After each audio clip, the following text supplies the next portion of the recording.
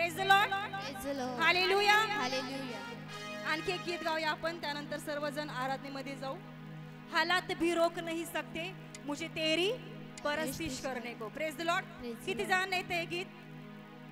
तेरे नाम में जिएंगे, तेरे नाम में, तेरे नाम में मर जाएंगे. किती जण मरायला तयार आहे? जगायला तर सगळे तयार येशूसाठी, पण मरायला किती तयार आहे?